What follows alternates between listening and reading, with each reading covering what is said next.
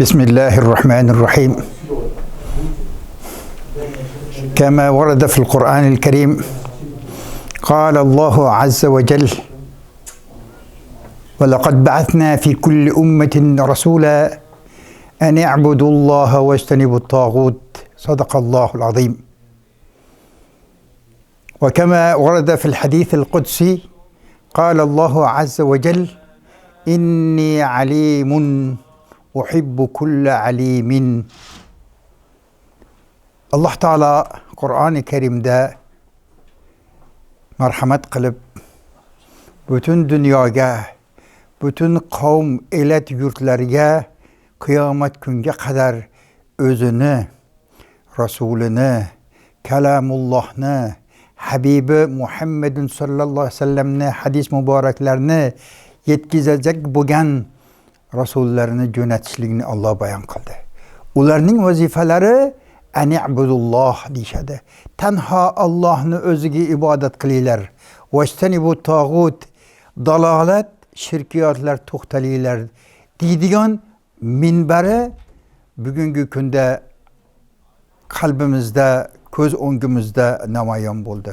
Mana Qorabolta degan mantiqada Hazrati Imom Azam rahmatulloh alayhi ismlariga qo'yilgan ilm dargohi, Qur'on intishor manbai bo'lgan joyda bugun guvohi bo'ldik. Haqiqiy Alloh taolo hadis qudsiyda inni alim va uhibbu kulli alim dedi. Men o'zim bilguvchiman dedi Alloh taolo va bilguvchilarni do'st tutaman dedi. Allohning do'stlari ahlulloh, ahli zikr, ahli Qur'onlar shu yerda mutavajjid ekanligiga guvohi bo'ldik. Bugun ahli Qur'onlarning guvohi bo'ldik. Ahli ashabul fiqh al-islamiyya hanafiyalarning guvohi bo'ldik. Ulum-u shar'iyya ahllarining guvohi bo'ldik. Bu mantiqada ila yawmul qiyomagacha targ'ib va intishorga sababchi bo'ladigan olimlarni chiqib yetilib borayotganligini guvohi bo'ldik.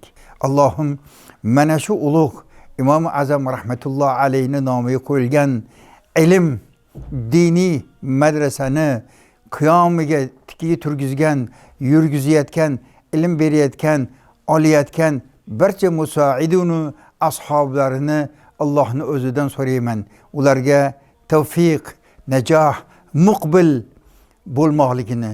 Alloh taolo o'zi Qur'onni yaxshi ko'rgan bandalarni qalbiga nasib etadi.